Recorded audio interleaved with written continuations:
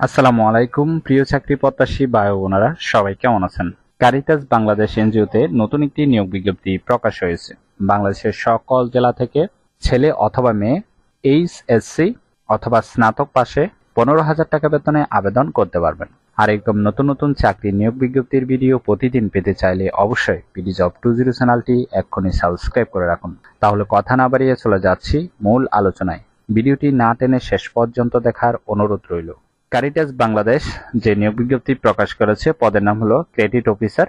তবে কতজন লোক নিবে তা বিজ্ঞপ্তিতে স্পষ্ট উল্লেখ নেই। দিনাজপুর অঞ্চলের জন্য আবেদন করার জন্য আপনার শিক্ষাগত যোগ্যতা থাকতে হবে ন্যূনতম এইচএসসি পাস বা সমমান পাস হলে হবে, তবে স্নাতক পাস অগ্রাধিকার দেওয়া হবে।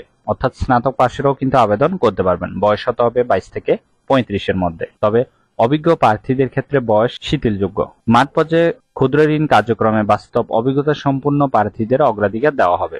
গ্রাম বা প্রত্যন্ত অঞ্চলে দরিদ্র মানুষের সাথে কাজ করার মানসিকতা থাকতে হবে। আদর্শবান, সৎ চরিত্রের অধিকার ও কাজের প্রতি দায়িত্ববোধ সম্পন্ন হতে হবে। কর্ম এলাকায় বাইসাইকেল বা মোটরসাইকেল চালাতে হবে। এখানে আরো কিছু রিকোয়ারমেন্ট দেওয়া আছে, এগুলো বিস্তারিত আলোচনা করলে ভিডিওটি অনেক বড় হবে। আপনারা একটু ভালোভাবে দেখে নেবেন, ঠিক আছে? শিক্ষানবিশকালে বেতন হবে 15,000 টাকা। এছাড়াও অন্যান্য সুযোগ সুবিধা থাকছে PF, gratuity, insurance scheme, health care scheme এবং বছরে 2টি উৎস ভাতা, চাকরি বিধিমালা, অন্যান্য সুযোগ সুবিধা দেওয়া হবে, ঠিক আছে? এটি একটি ফুল টাইম জব, কোনো খণ্ডকালীন বা চুক্তিভিত্তিক কাজ নয়। অবশ্যই আপনার পারফরমেন্স ভালো হলেও প্রমোশনের সুযোগ থাকছে, ঠিক আছে?